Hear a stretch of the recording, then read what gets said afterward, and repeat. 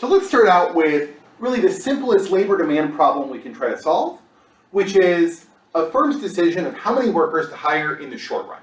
Now, what I mean by the short run is we have this basic idea in producer theory that it's easier to hire and fire workers. Firms can make decisions about how many workers to hire on a shorter time frame than they can make decisions about capital. So to make this concrete, right, let's imagine that the firm we're talking about here is a strawberry orchard, strawberry field, somewhere in Ventura County. And we're trying to decide how many workers to hire to harvest our strawberries after the strawberries have already been grown, right? So our capital is going to be bountiful strawberry strewn land. Our labor is going to be strawberry pickers. Once we're deciding how many strawberry pickers to hire, it's too late to change the amount of land that we cultivate, right? We're going to have to wait until next season to make that decision again, right? In other words, in the short run, our profit is going to be a function of L and some fixed amount of K that we've already chosen, right? So it's going to be the price times F of L in this fixed K minus WL plus R times the fixed K. Cool? Cool. So how are we going to make this decision? How many workers are we going to want to hire in order to maximize our profits? Well, the simplest way to think about this, and the most direct way to figure out the firm's demand for labor, is going to be to ask which workers are bringing in more revenue than they cost, right? In other words, which individual workers are worthwhile to hire? Which workers increase our revenue more than they increase our costs? So to think about this, we want to ask two questions, right? First of all, what's the marginal revenue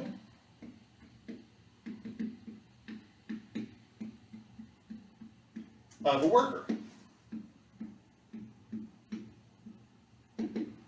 Right? Or the additional revenue we get from hiring a worker. Well, we can think about this by thinking how much does this thing, right? I'll call this the marginal revenue product of a worker. And it's going to be the change in P times F of LK that comes from a change in the number of workers, right? The extra revenue that we get from an extra worker. Now this thing can be broken down into two chunks. Because we're just one strawberry field in a whole world of strawberry producers, our decision to hire another person has no effect at all on the price. All that it affects is the amount that we're producing. So this is going to equal P times the change in F of L and K, resulting from a change in the number of workers. And this thing, we're going to call the marginal product of labor, right? In other words, the number of strawberries produced by an extra worker.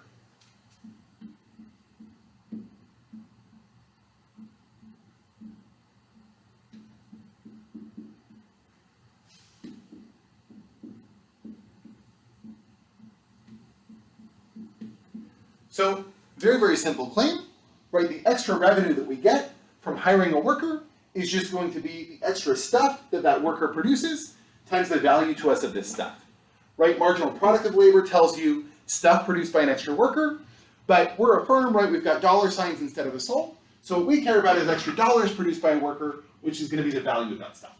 Whatever. This is the marginal revenue of a worker. Then we've got a much, much more simple problem, which is what's the marginal cost of a worker?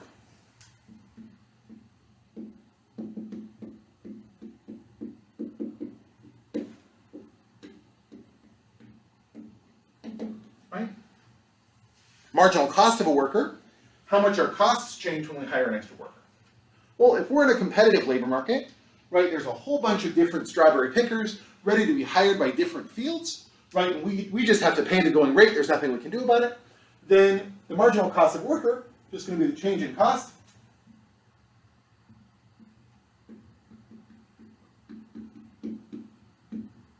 with respect to a change in the number of workers, which is just going to be W, right? Cost of our field, not affected by the number of workers. W not affected, only number of workers is affected, so every worker costs us exactly the same amount. So when we're deciding how many workers to hire, we're just going to say which workers have revenues that are higher than costs. If the marginal revenue product of labor is falling, In other words, if each worker becomes a little bit less productive than the one before, right, because there's fewer strawberries left for them to pick, or they're getting in each other's way, or we're having higher layers of middle management, anything like this, we would expect to have marginal revenue product. It's decreasing. Wage rate that's constant. And we would say, who's worth it to hire? First person's worth it to hire, right? They're bringing in more revenue than they cost. Second person's worth it to hire. Third person's worth it to hire, right? So on and so forth, until we reach the person who costs exactly as much to us to hire, right? Costs us the same in wages as they're bringing in revenue. At this point, we've hired everyone who's worth hiring. If we hired another person, we'd be chumps, right? We'd be losing money. So our basic rule is going to be hire until MRP is equal to double. Make sense? Sound good? Hire every person who brings in more revenue than they cost us. Now, there's one little caveat to this, which I'm not going to belabor too much, although I love it, which is that this isn't going to be true, this isn't going to be sufficient if we actually have workers getting more and more productive over time.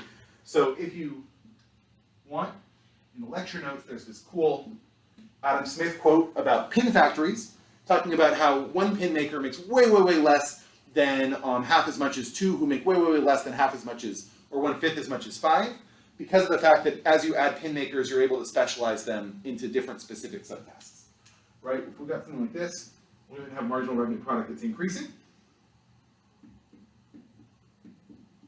in which case hiring where MRP equals W is a horrible idea, right? We've hired every person who costs us more than they bring in. We stopped hiring right when we start losing money. Right? In this case, we want to hire and hire and hire up until our MRP starts going down again, which we expect it to do eventually, right? Because eventually you've got to have people bumping into each other. You've got to have people making each other less productive, right? So our real rule is going to be hire until MRP equals W and MRP is decreasing. Cool. So I've been gibbering at you guys for a while now. I imagine you're starting to get a little bit anxious and itchy to start doing some math, right? Let's take some derivatives of something. So why don't we take this strategy and make it a little more concrete by putting a specific production function down. Let's imagine in particular that the number of tons of strawberries that you get from L workers and K acres of land is going to be F of LK equals L to the 1/2 times K to the 1/3. Sound good? So workers and capital, labor and capital work together in a beautiful Cobb-Douglas harmony. And let's imagine too, right, we're in the short run, so we're going to say that our K is fixed at 8, right? We've got 8 acres of land on our particular farm. And what we want to know is how many workers are we going to want to hire? So we can say F of L and 8, F of L and 8 is going to be L to the 1/2 times 8 to the 1/3, which is just going to be 2L to the 1/2. So what do we need to figure out? Well, first thing is, what's our marginal revenue product?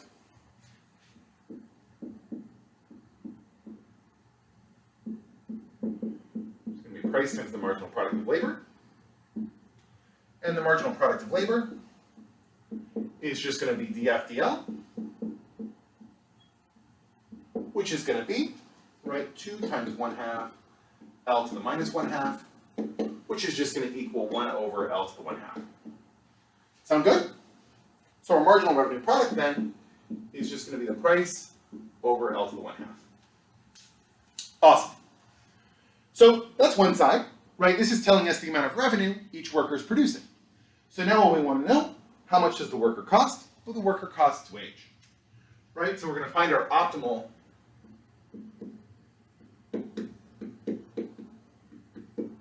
L just by saying MRP equals W, right? Our optimal L is a function of the wage. Since our goal here is to find labor demand, it's just going to be given by P over L to the 1/2 equals W, which is going to tell us L to the 1/2 equals P over W, which is going to tell us that L equals P over W squared. So to give a specific price, let's imagine we have a P of 100.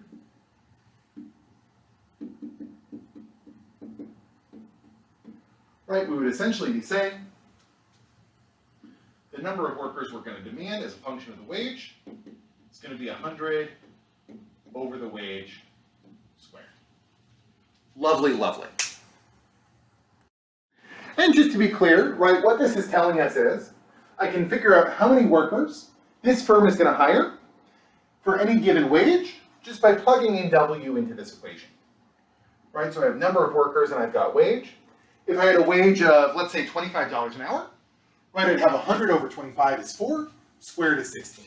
Right, so let's say I had a wage of $25 an hour, I would want to hire 16 workers. If I had a wage of $10 an hour, then I would say how many workers is it worth it to hire? Be 100 over 10 is 10, squared is 100. And if I had a wage of, oh gosh, let's say I had a wage of $5 an hour, which I wouldn't recommend, right? Then I would say 100 over 5 would be 20, squared would be 400 workers.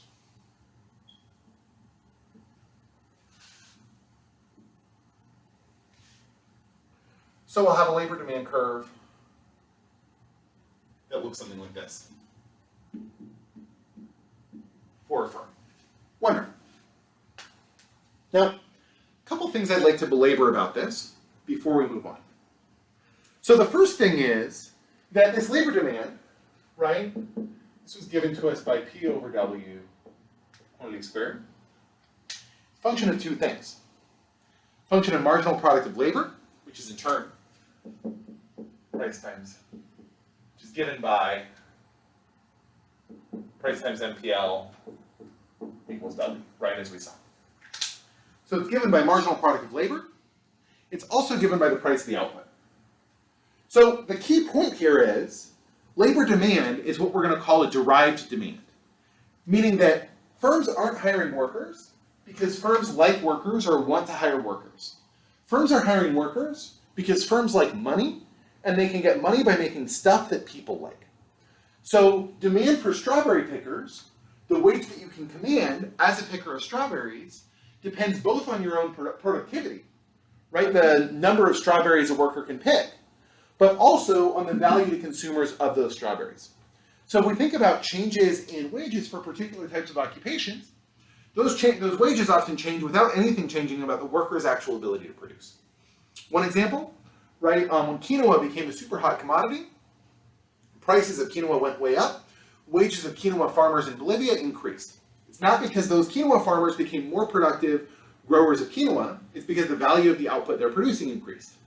Right, on the flip side, if we think about, let's say cashiers at GameStop, just to pick a random example, right, as more and more people have started buying games online, the value of a game sale has decreased, right? The demand for GameStop employees might have decreased, right? Not because they've become any less productive at their job, but just because the value of the thing that they're producing has changed, right? So demand for workers intrinsically linked to demand for the products that they make. The other thing I want to point out is actually just a little methodological point, which is we just figured out how many workers this field is going to hire without ever thinking about how many tons of strawberries the firm is actually going to grow, which is pretty weird given what we just said about how demand for labor is derived demand, right? In other words, the only reason this firm is hiring workers is to grow strawberries. We were able to figure out how many workers they hired without ever figuring out how many strawberries they grew. So let's take a moment on why this is going to work. Whether we could have gotten to the same answer if instead of thinking about the value of a worker versus the cost of a worker, we thought about the optimal number of strawberries to pick and the optimal number of workers to pick those strawberries, just like we would ordinarily. So let's try to figure out how many strawberry pickers we want, right, our demand for strawberry pickers, by figuring out the number of strawberries we'd like to grow, right, or the number of strawberries we'd like to harvest, and then figuring out the right number of workers to harvest those strawberries. In other words, let's try to solve this problem the way that we solved it in Econ 250. So even then, we would have said that our profit is just going to be the price times the quantity, right, minus the cost of growing strawberries, right? Same exact thing, total revenue minus total cost. And all we would have had to do is figure out what's this cost function going to be, right? What's the cheapest way to grow a certain number of strawberries? So what we would do, we would say again, f of L k bar, L to the 1/2 times k to the 1/3, right? Equal to Q. So we would say how many workers, how much capital we need to grow Q number of strawberries.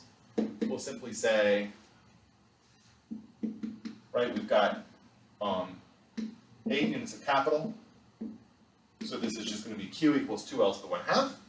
And tell us L is going to have to equal Q over 2 quantity squared, right? So then our cost is just going to be WL plus RK. Here.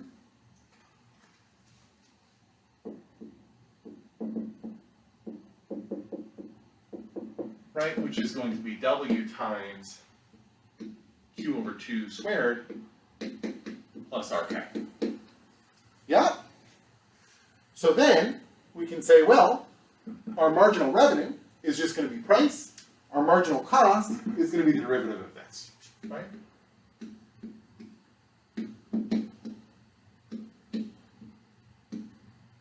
So what's that going to be?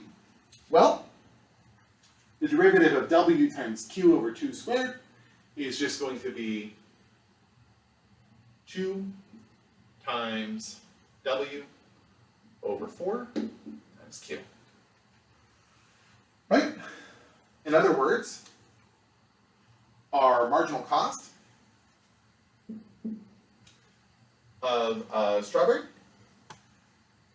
is going to be W over 2 times Q. Our marginal revenue is going to be price. So if we set price equal to marginal cost, we would say price equals W over 2 times Q. Q has to equal P over W times 2. Right? This is going to be our optimal quantity of strawberries. And the last thing we've got to do is figure out our optimal number of workers as a function of the wage, which is just going to be, right, P over W times 2 over 2 squared, which is going to be, amazingly enough, P over W squared. Right? So what did we just do? What we just did is we said, if instead of figuring out the way to maximize our profits by figuring out the revenue per worker, comparing it to the cost per worker, we thought about the revenue per strawberry compared to the cost per strawberry, we would have figured out that we'd optimally want to hire exactly the same number of workers. Why does this work? This works because our marginal cost is just going to equal, right, the workers per strawberry times the wage, right? So the wage times the change in labor over the change in Q, or in other words, wage over marginal product of labor, right? So when we say marginal cost equals marginal revenue, we say wage over MPL has to equal to price, or in other words, the wage has to equal the price times the marginal product of labor. Exactly the same condition we use when we solve this problem directly, without ever figuring out optimal output. Okay, awesome.